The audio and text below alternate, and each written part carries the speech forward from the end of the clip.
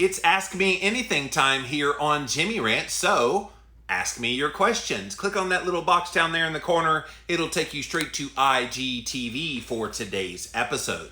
JimmyRants.com is the website, and as always, you can engage live in the content. Go follow me. I'm over on Instagram. I am at LivinLowCarbMan, LivinLowCarbman. Once you're there, you can join Rhonda and CMBR and Heiser Hines, Cheryl, Savinka. There's so many people coming in so fast. I love it when you guys come in fast to watch Jimmy Rants. We are here Monday through Friday at 11 a.m. Eastern Time, so thank you for being here.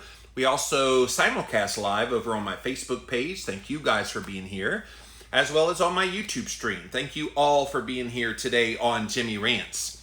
If you missed the live, you can watch it on replay on IGTV right here on Instagram. We also put the past episodes up over on YouTube. If you type in a keyword Jimmy Rants, you will find the show. And then finally, pop on over to JimmyRants.com. That's the official website for this here show. And once you're there, you can actually see all of the past episodes. But most importantly, you can actually support me. A lot of people say, hey, how can I support you? I love your content. You give us so much great content. How can I feed back into what you're doing? And so the way you can do that is click on one of two ways. There's a PayPal link at JimmyRants.com. And also there is a Patreon link if you want to do a monthly donation. I have a lot of people that do like a monthly donation for the Patreon, and they get exclusive things. And so one of the things they get is around Thursday, we post on Patreon for all the people that support me, the videos of my interviews for the next week. So right now, both of those interviews are available for you to watch right now if you become a Patreon. And we got all kind of little perks planned if you do join. So again, go to JimmyRants.com and all those links are right there. But welcome, guys. Thanks for being here. Today is Friday. And on Fridays, I do an Ask Me Anything. Literally, you can ask me any question you want to ask. So I know a lot about keto and fasting and cholesterol, pretty much health in general, what it's like to be online and some of the challenges that come from that. I also have, obviously, podcasting, video making, and literally anything you want to ask me personally. I get all kinds of interesting questions all the time. What did you do before you started doing this work? And and I have answered that one before. So ask your questions. Be sure to go ahead and put them down there. And when the time comes, I will come to you here in just a moment. So usually at this point on Ask Me Anything, I usually turn to a list of stack of stuff where it's just quick little things to talk about headlines. I'm not doing that today. Today, guys, is September 11th. And if you are an American, September 11th has a very deeply emotional connection, right? Like if you were alive September 11th, 2001, then there's no way that day did not change the course of your life. That day was so sad in American history, sad in world history. And I was in my late 20s, early 30s, I forget exactly how old I was, 19 years ago. So I was 39. And so I never in a million years thought anything like that would happen in the United States of America. And I think we had seen such relative peace for so long on American soil that most Americans at that point didn't have any clue of the hatred for America that was out there. I think we know that Americans are kind of mocked in foreign countries. And if you did not know that, we're mocked in foreign countries. Sometimes in a playful way. I've got some Aussie friends that they always talk like this around me because they think all Americans have a Southern accent, apparently. But yeah, I mean, it was a day that I think we all woke up to the reality that this world is a lot more evil than we realized. And there's things going on in it that if you weren't aware of it before 9/11, 2001, you became abundantly aware of it. And what's sad to me is people that were born in like the late 90s, early 2000s, and are now in society as teenagers or early 20s, they don't understand how profound 9/11 was.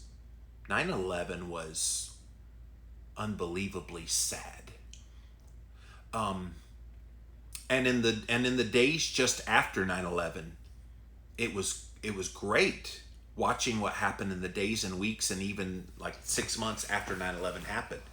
We saw more patriotism for America than I had ever seen in my lifetime. And you saw American flags flown out in front of businesses and along the highway and in front of people's houses. You just saw it everywhere. And that's what the impact of this really traumatic terrorist attack against our country did for us. But deep down inside, something worse happened. I think we quickly took that attack and then began to attack each other.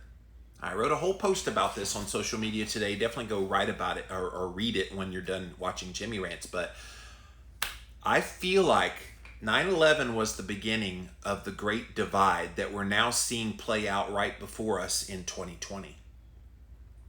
And we have more philosophical differences amongst each other than ever before. And it's not even just political differences. Sometimes it's just philosophy on life differences. And it's unfortunate that there's this just great division. You know, we used to be called the melting pot, that people of all different kinds of backgrounds and education and experiences and interests all came together in this one beautiful country called the United States of America. And yes, we'll have disagreements with one another, where some people will believe one way, other people will believe the exact opposite way, but they're not enemies. They're both Americans.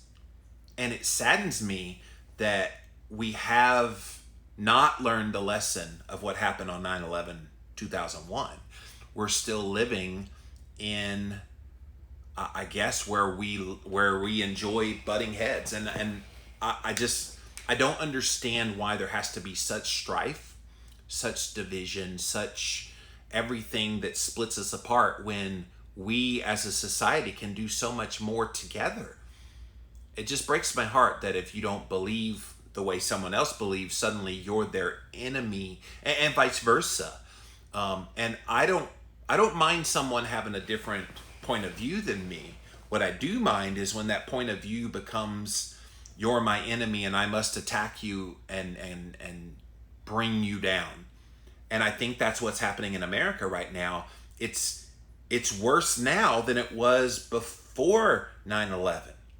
Like, we had some major divisions in the year 2000 going into 2001. It was a bad, contentious political election for president that year, and it bled over into the next year, and there was just such ugliness out there. And then 9/11 happens, and suddenly all that fell by the wayside.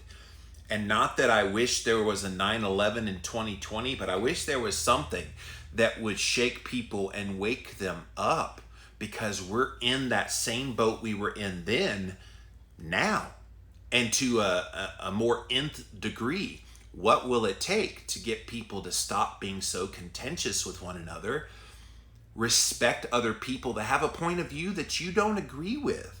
Trust me, guys, I see points of view on a daily basis that I abhor. I'm like, oh my gosh, how can that person believe that?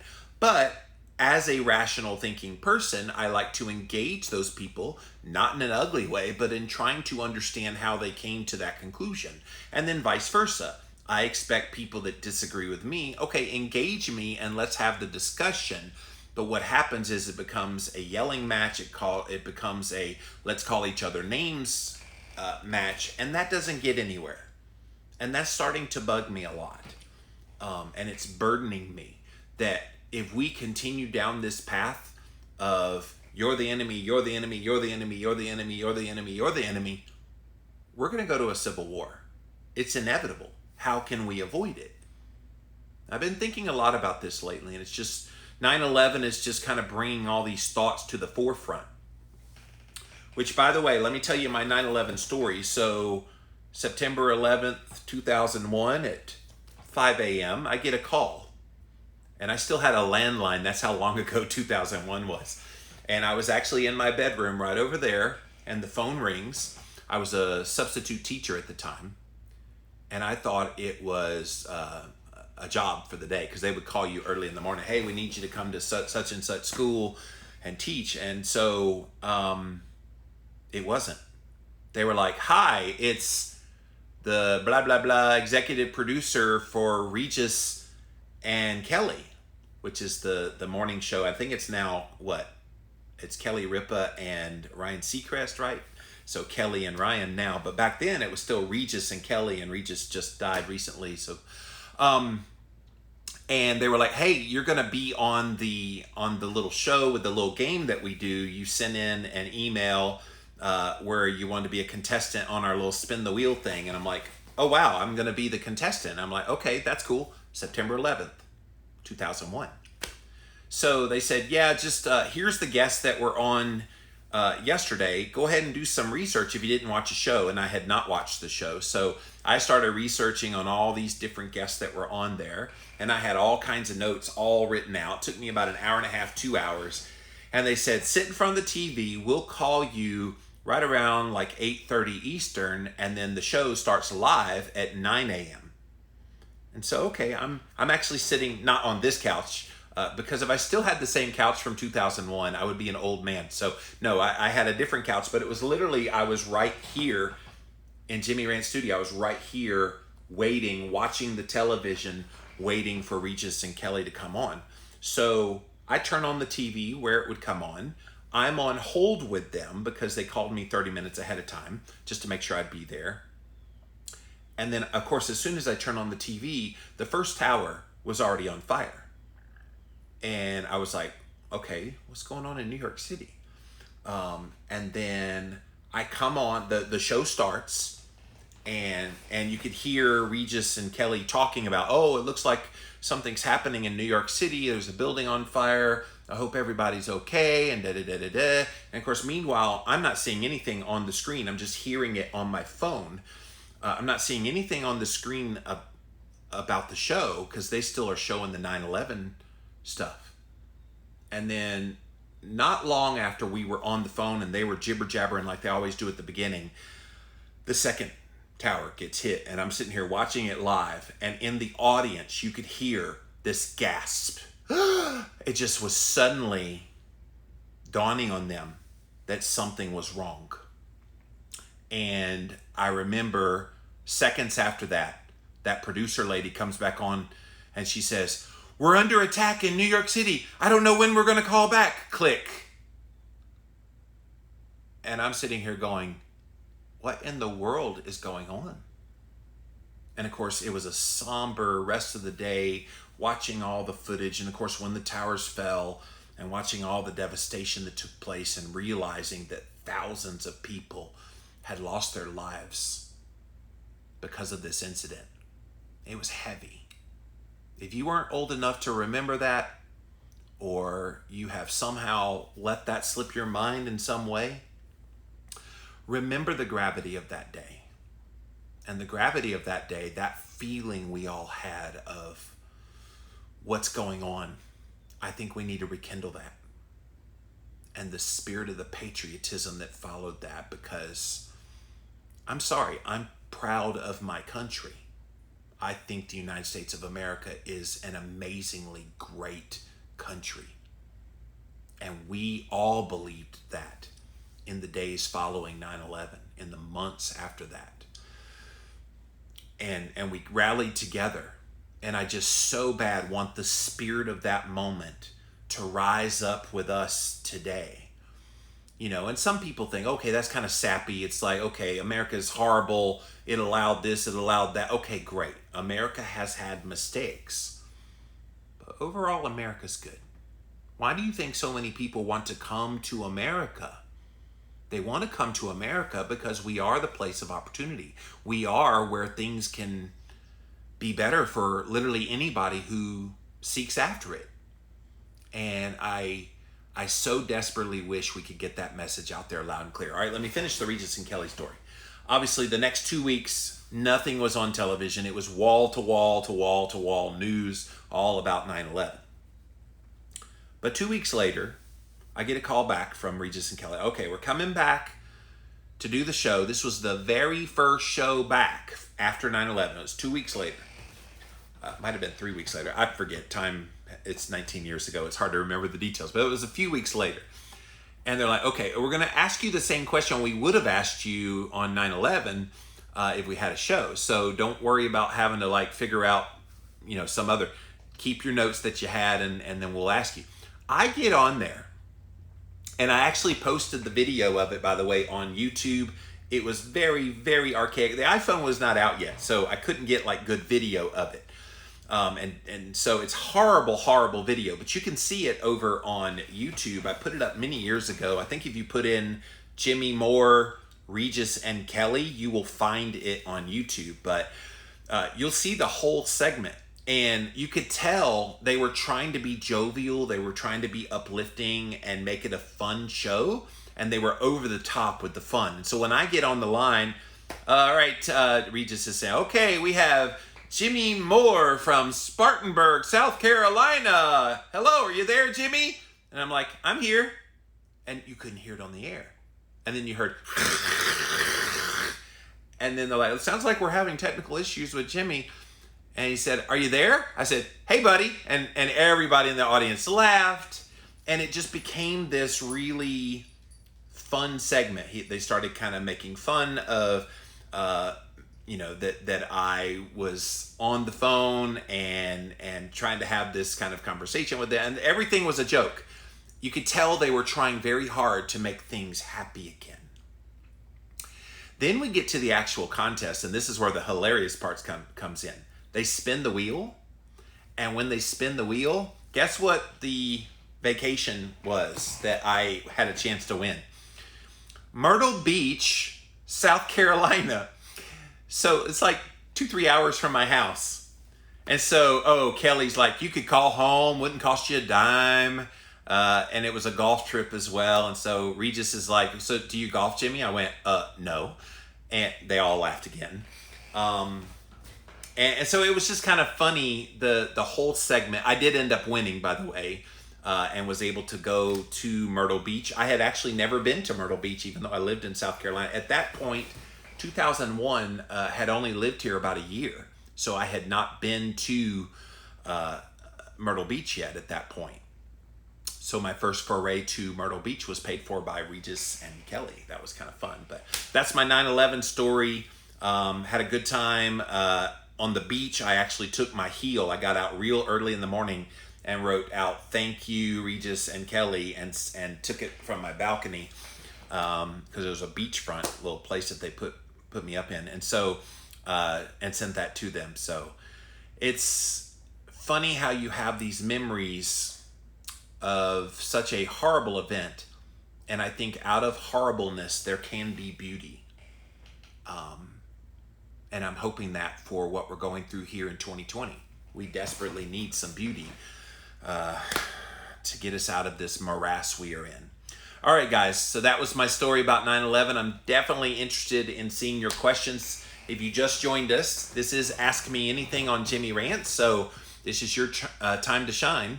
Give me some questions to answer. I did get a few ahead of time over here on Instagram, but ask me your questions. Keto, cholesterol, fasting, social media, podcasting, video making, book writing, anything about me, just ask away. We got plenty of time to answer all your questions here on Instagram, Facebook, and YouTube. So get them ready. I'm going to go to the ones that came in ahead of time first.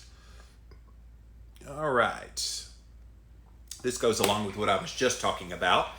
What good things have we Americans adopted ever since the tragedy of 9/11? Can I tell you? I don't know that we have.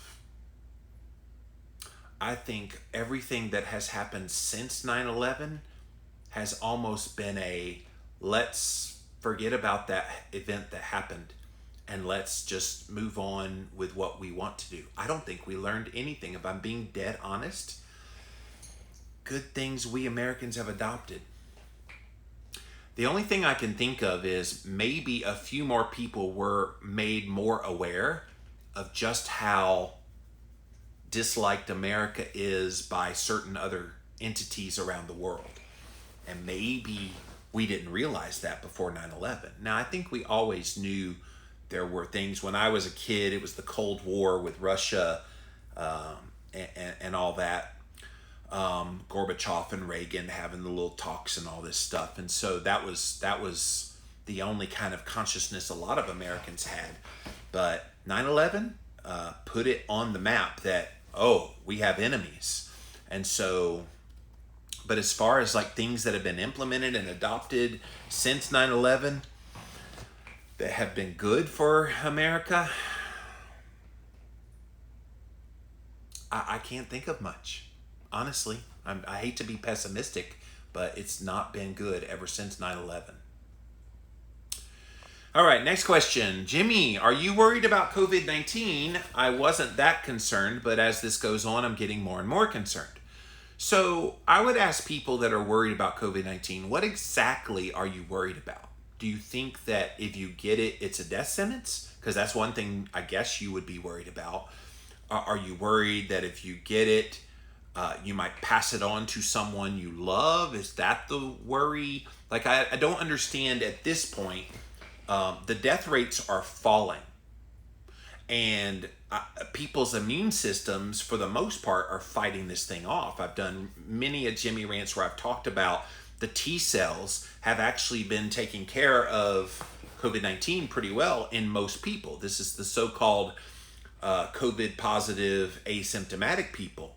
Yes, they have COVID positive test, but they never got any symptoms because previous coronaviruses where their body fought them off, and just T cell production in general being able to fight it off have made them asymptomatic.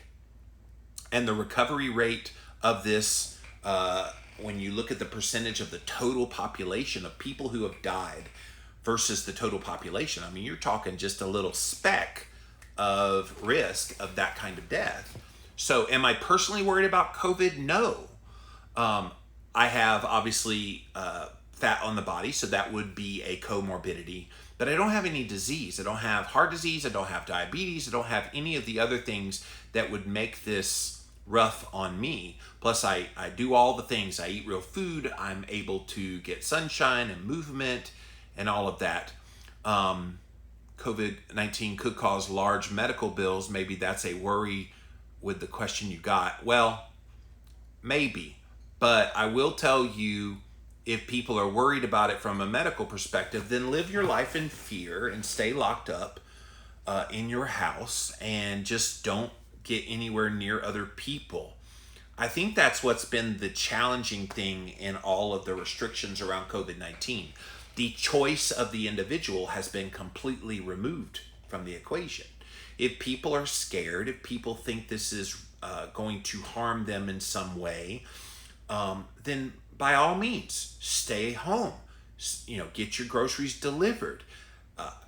All the things. Because if you're that scared, then you should stay home. And I know there's some people that are in the high-risk category. My mom is one of them.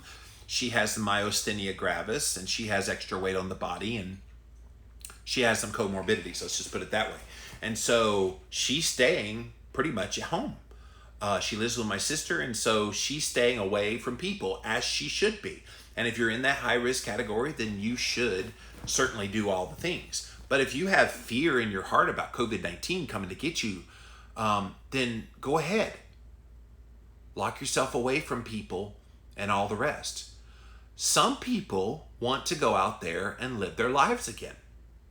And I think it's just unfortunate that there are choices being made for people where you can go to Walmart and you could go to a casino and you could go to all these different places to shop, grocery store, to shop, but yet those same people can't also go to church, go vote, and go to a beauty salon and some of these other things.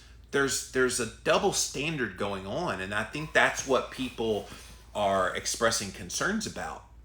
is, okay, does like COVID know you don't mess with people at Walmart and Sam's Club and, you know, and here's another thing people say, like going to a restaurant, you put the mask on to go into the restaurant, you get to your table and you take the mask off. At that point, any particles and aerosol thing would get out in the air if you're talking to someone.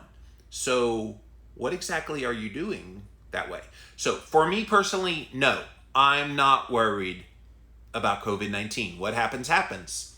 And I've been out and about, and I have not had, other than those things I've talked about to you guys before, where I was really tired one day early on in this, and then 3 days about 2.5 months ago. Maybe I got exposed to it, my body fought it off, but no, I'm personally not worried, and I'm definitely not more concerned today than I would have been, say, 5 months ago. I think this thing is on its way out, personally, and it won't need a vaccine to make that happen.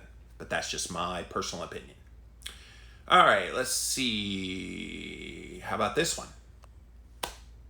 I became addicted to sugar after having none for 2 years.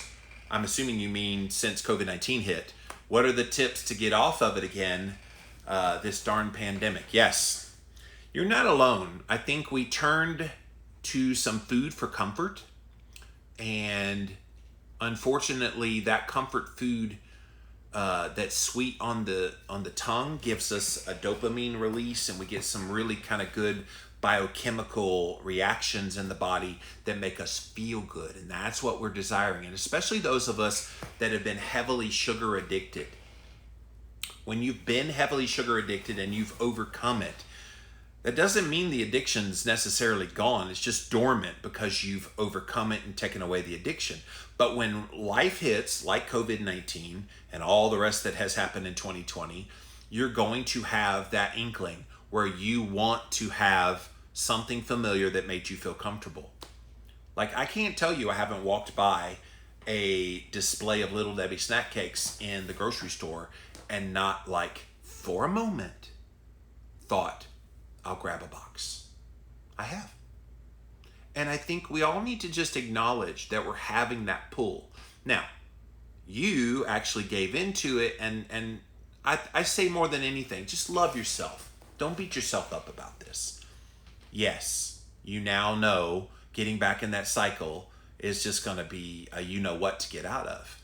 But go back to the basics. Like I literally wrote in Keto Clarity, when everything's going awry, just get back to the basics of what you know to do. And I would say when you're cutting that sugar and you start getting those carb cravings, that's when you need more fat and protein to kind of offset that. And a lot of times people, they have the craving for sugar, but then when they eat fat and protein, especially animal-based, it actually zaps it away. I know it's very difficult because your brain is like, I want that sugary food. But what your body's actually saying is, I want real food. So give that a go and hang in there. We are all in that boat together because a lot of people have been struggling with that. But thank you for your question. Next one. Which book of yours was your favorite to write and why? Oh, that's unfair. I've got all of them over here. My favorite one to write and why. I mean, obviously, each one has its own story. Cholesterol Clarity was my very first book with a major company, a major publisher. So that one will always have kind of a near and dearness to my heart because of that. It was kind of my first foray into becoming, I'm now a known author because of that book kind of got it started. Had that book flopped, there never would have been any other book. So indirectly, that's the one that predicated everything that came after that. And then the very next book that came after that one was Keto Clarity, which is my claim to fame. Most people know me because of Keto Clarity. And so I remember this was the book I wanted to write first. When they said, hey, we want you to write books for us. What do you want to write about? I said keto, ketogenic diets. And they just were like adamant that nobody would care about keto. And that's when I had to write the cholesterol one. They said, what else you got? And I kind of went down the list and I said, cholesterol is kind of an interesting topic to, yes, that one. And so that's why Cholesterol Clarity came first. And I've talked about this before. I'm glad I had to write Cholesterol Clarity first because I kind of had to learn how to write for a publisher. I had self-published a couple of books. These are my 2 self-published books that I had done previously. This was the one that sold 10,000 copies that got the attention of the publisher. And so then Cholesterol Clarity was the one that came along first. But had I not gotten my feet wet with this one and learning some of the ways that a publisher works, this book would have never been as good as it turned out. But this was my baby. Like literally, this was the epitome of everything I was passionate about at the time and still passionate about today. And I poured my heart into this book. I literally rewrote it over 100 times just to make sure that it said everything I wanted it to say. So if I had to choose one that I'm most proud of, it's this one, because I still to this day get all kinds of people writing me and saying that was the book that got me interested in keto. And then I went and learned and got into carnivore and da-da-da-da-da. And so people tell me more about this book than any other. As far as your question was favorite to write. Wow. I guess it would have to be this one. Real Food Keto is probably my most underrated book because this book has so much information in it that goes beyond even keto. It goes into kind of food quality and making sure you get all the nutrients in your body and the why and the whole how does it affect your endocrine system, which are all your hormones. To me, we need to kind of know the ins and outs of how this way of eating works and then getting people to become sufficient in this vitamin when it's low. And if you don't get enough of this vitamin, it ends up manifesting physically in your body in this way. So I think if I had to choose one that was my favorite one, it has to be Real Food Keto. But Keto Clarity will always hold a special place in my heart. And probably my best-selling one currently is the one I wrote with Dr. Fung, The Complete Guide to Fasting. In fact, I'm seeing on social media, on Instagram, people showing the translation. So it's been translated into, this one has, into about 20 different languages.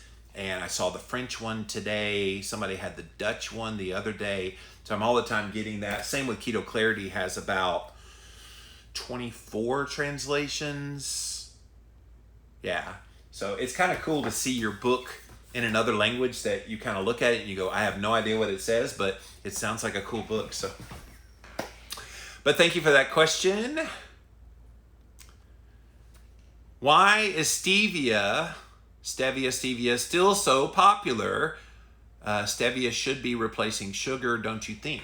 Oh, still not so popular, sorry. I wouldn't say stevia is not so popular. I think stevia has a public relations problem because you have different types of and mixes of stevia. The popular one out there is Truvia. So you might see it in the green and white box in your grocery store and people think, oh, this is stevia. No, it's not. It's actually GMO erythritol primarily with just a speck of stevia in it. That's it. So people think that's stevia. Then people that do want just pure stevia, they get one that's not a great one and it's extremely bitter. And so they put it in their tea or whatever and it's just like, ugh, so they get turned off. I like kind of this liquid stevia, and in the liquid form, they don't have to like bulk it up with some bulking agent, maltodextrin or some other thing. And just look like little minuscule amounts. Usually stevia does do better when you mix it with another sweetener. It kind of enhances the stevia.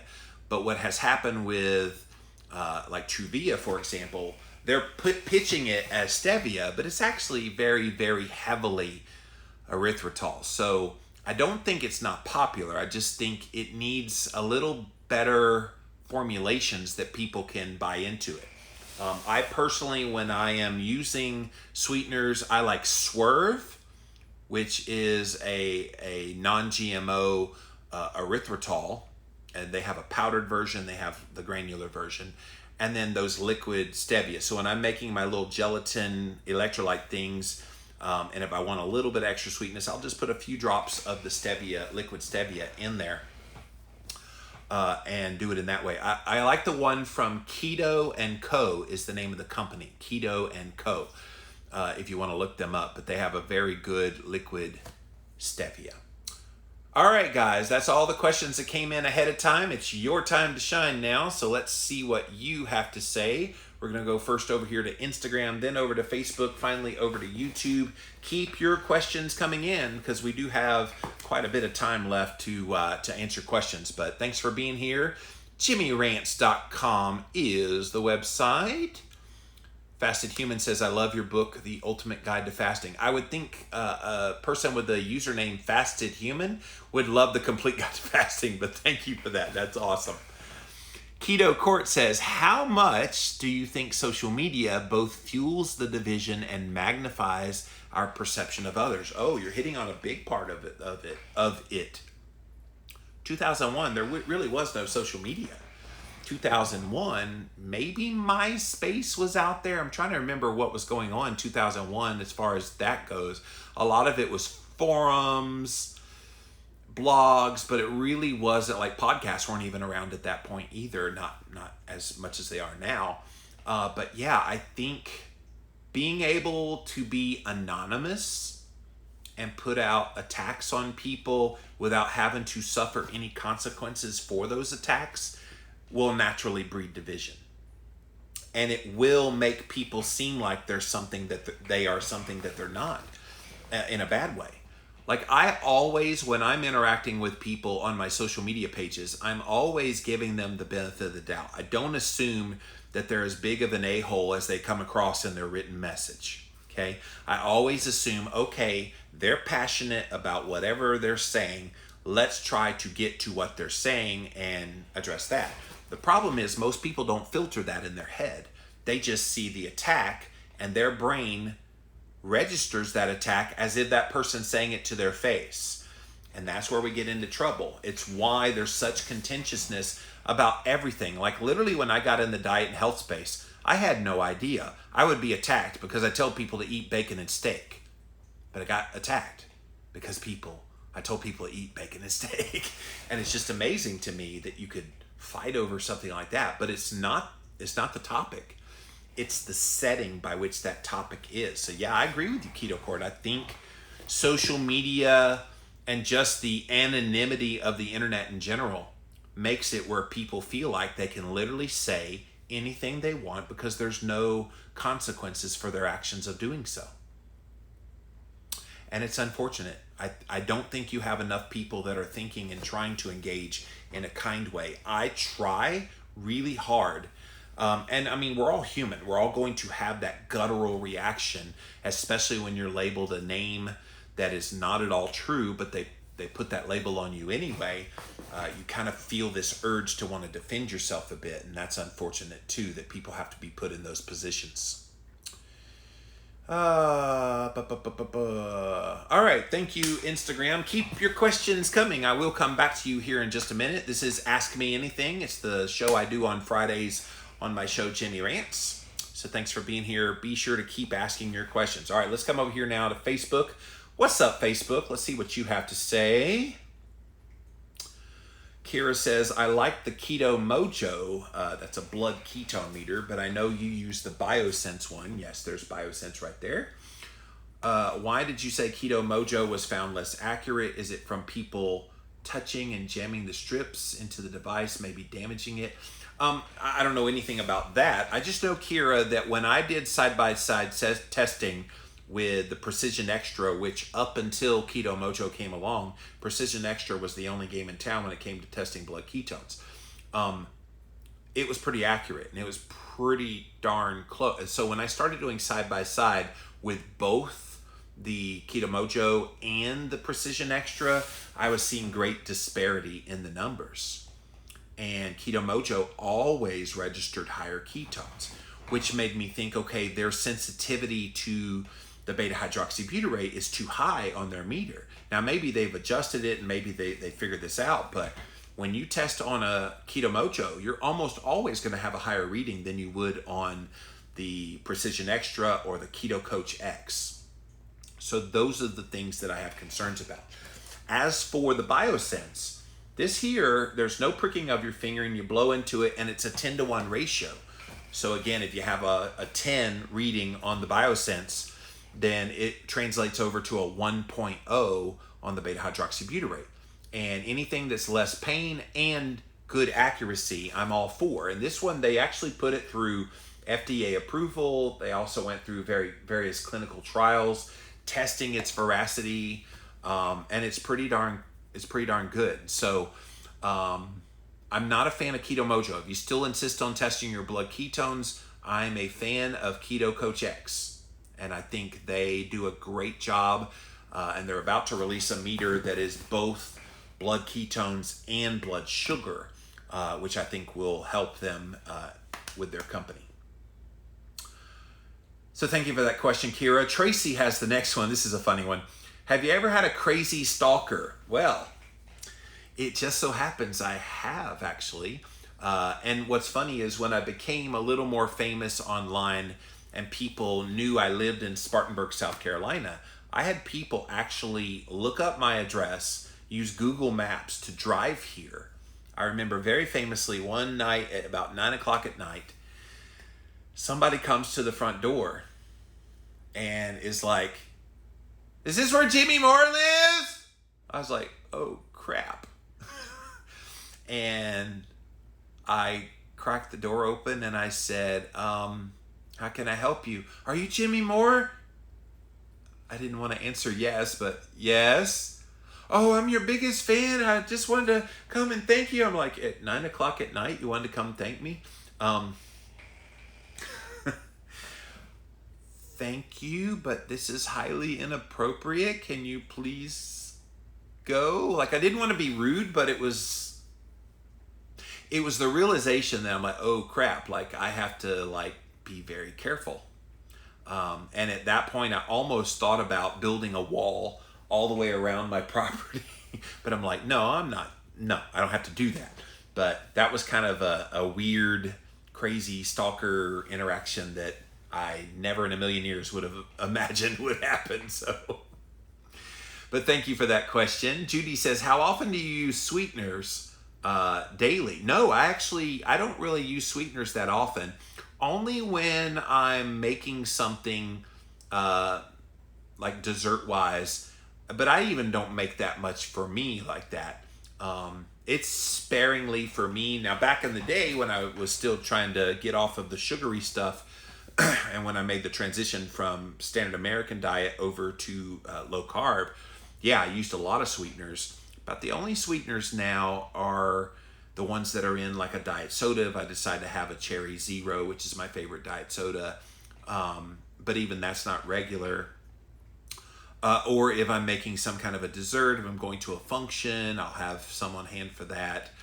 But really, I don't have a lot of sweetness in my diet. When you eat carnivore, it kind of like knocks that out of you. So I love that. Christine says, what temperature are you comfortable with in your house? I keep mine at 67 in the summer, 68, 69 in the winter. I'm like you, Christine. I like to have it cooler. In this room where Jimmy Rant Studio is, I keep it at around 69, 68, 69. When I'm sleeping at night over in the other building, I actually turn my air conditioning down to 65 because when you're trying to sleep and sleep well, the cooler you can get, the better. And of course, I have the Oura Ring, which measures my body temperature while I'm sleeping. And so I'll wake up the next day and I'll see, okay, did I run hot or did I run cold? And not only do I have 65 degrees when I'm sleeping, I have an overhead fan. I've got a fan next to me blowing. I got a fan at the foot of my bed blowing towards my feet. I'm trying to be as cool as possible with that 65 degree setting on the air conditioner. And it usually does the trick. It gets me plenty cool and I'm able to cool down And last night I had nearly 3 hours of REM, the REM sleep, and 2 hours of deep sleep. Of the 8 hours I slept, 5 of it was this incredibly restorative sleep. So, yeah, I'm a big fan of not letting yourself get too hot. And I'm also a fan of the ice baths. I haven't done one in a while. I need to get back into the ice baths again. There's many people that have talked about ice baths. Metabolic Mike, Ben Greenfield. Just go look up the guys, and they can tell you all the science behind ice baths. But they are wonderful. But thank you for that question. All right. Thank you, Facebook. Let me go over here now to my YouTube channel, see what questions you guys have. Shirley says, my sister was glued to the TV after 9/11. The first plane hit. When the second one hit, she ran out of the room yelling to mom. It sent chills down my spine. I was in the 8th grade. Yeah.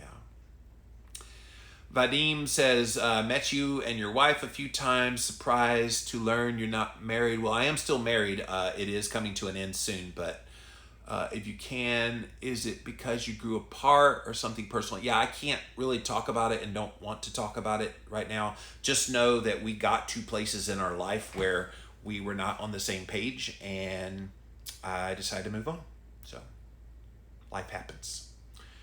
What was your favorite vacation spot and the places on your bucket list you would love to visit one day? Great question, Vadim. By far, if I did not live in America, I would live in Australia. And specifically, well, not Melbourne, Australia right now, because it's a whole dictatorship happening right there right now, locking people in their houses. But Tasmania, which is an island off the coast of Australia, it's still considered Australia, is one of the most beautiful islands in the entire world. I think it's the secret of Australia that nobody wants you to know about. Nobody there wants you to know about, because it's spectacular. And it's not that long. I think it's like maybe 50 total miles long, this island. But man, it's like two main Launceston, I forget the name of the towns, but there's two like main towns and then this long road that's beautiful. And I would love to live there. The climate's beautiful. So as long as I had a good, strong internet connection and I could do Jimmy rants and all my work, I would live there if I could. And it's not out of the realm of possibility that if I meet someone in my life that wants to live there, that we could up and live over there. So maybe. But that was the best one. Now, where have I not been in the world that I would love to go? I've never been to Paris, France. That would be something cool to go. But really, I'm a wanderluster. I love just visiting different places. Now, with what I get to do for a living, I have had a lot of opportunities to see various parts of the world. Ireland, UK, New Zealand, Australia, South Africa. I mean, I've been around the world, so I'm very grateful for that, but will never turn down an opportunity to go to a place I've never been before. All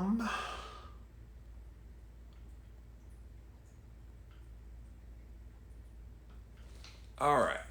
Thank you, YouTube. Appreciate all those questions. Let me come back over here to Instagram. Keep the questions coming in, you guys. Got plenty of time left to answer your questions. Let's make sure I didn't miss any here. Keytones, I love that username, key_tones. What is the most interesting thing you've learned recently about diet? Interesting thing I've learned recently. So I just recently interviewed this lady named Judy Barnes Baker. She's a long time friend that I've known in the low carb space. And I interviewed her on my podcast, and it's airing actually next week. If you're a Patreon follower, you can actually go and watch that video of my interview with Judy Barnes Baker. You can go watch it right away when we're done here if you want to go join my Patreon. But Judy had something major happen to her right around 5 years ago. 5 years ago, she started having a decline in her health. And she couldn't figure out why. But she was just getting worse and worse and worse. And doctors were like, we don't know what's going on. She ended up being in a wheelchair and was this close to dying. Want to know what it was? She finally got a functional medicine doctor that identified that she had vitamin A toxicity.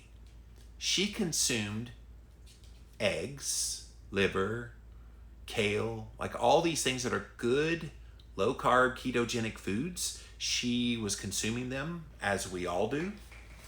And her body's storage of that vitamin A was too much. We need vitamin A, yes. But when you get it in abundance, your body starts storing it up. Well, that excess vitamin A in the body, which can't be like removed very easily, even if you fasted, it doesn't come away that fast, can actually become toxic. And so it's a shocking interview that I hope you definitely check out. It'll be on the Live and La Vida Low Carb show on this coming up Wednesday's episode. But that was the most interesting thing I have learned about diet lately. Now, does that mean all of those foods are bad? No. What it means is get your vitamin A levels back down again, and then you can start eating them normally. And she had me a little bit worried because one of the things was eggs, and I eat, because I have backyard chickens, I eat about 8 eggs a day. And she's like, you might have some vitamin A toxicity, and one of the signs is you just can't lose weight. And you have other kind of health issues, which she describes on the podcast. I don't want to ruin it for you, but that was probably by far the most interesting thing I've learned lately about diet. But thank you for that question.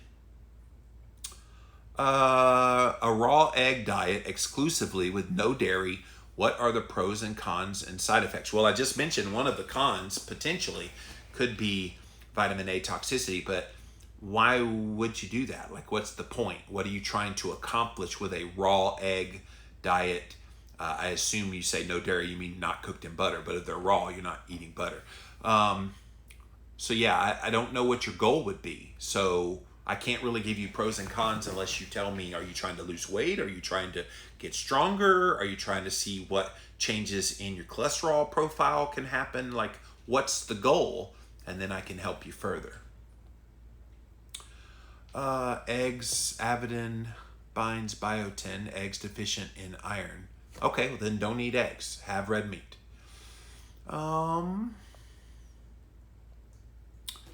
Eggs are the perfect ketogenic food according to Dominique D'Agostino. Well, they are the perfect macronutrient ratio. So if you're looking for limited carbohydrates and ample amounts of protein, which are not too much, and then plenty of fat and cholesterol, it is the perfect food for someone eating keto. I don't think Dom is saying that it's the only food someone should eat. I think what he's saying is if you eat keto, add eggs because it automatically has all the ratios perfect for what your goals are. I know some people that they throw away the egg whites to get rid of the avidin, and they only focus in on the egg yolk. And I think that's beautiful to get all of the nutrients that would be in an egg. The egg white, basically, primarily all you get there in addition to the avidin is the protein. But yeah, eat mixed diet. I think having any diet that's only one food ultimately will end up being detrimental in the end. But thank you for that question. I think I saw another few questions come in over on YouTube. Got somebody harassing me over there, guys, so I'm trying to ignore him.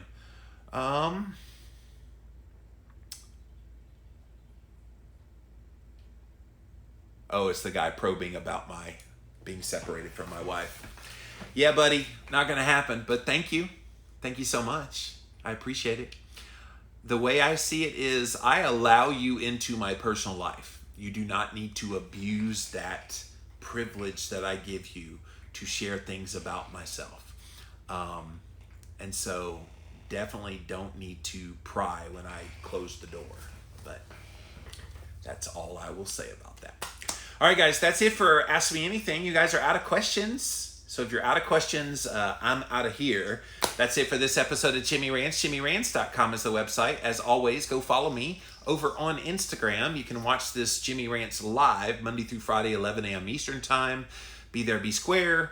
You can see me on Instagram at livinlowcarbman, LIVINLOWCARBMAN.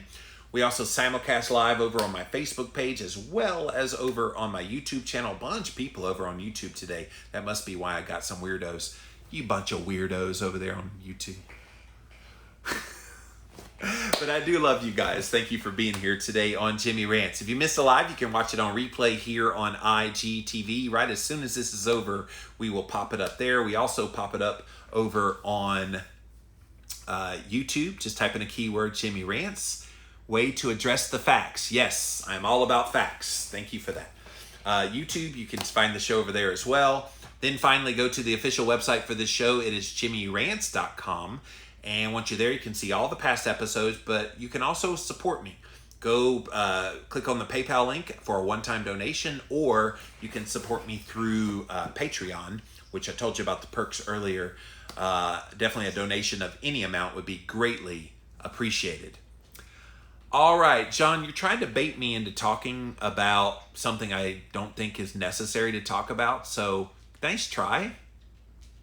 I've got some harassers over on YouTube. See, guys, my life is never boring. I always have people like John that like to stir the pot. But love you, John, man. Thanks for being here. And thank you guys for being here. We will see you again on Monday at 11 a.m. Eastern.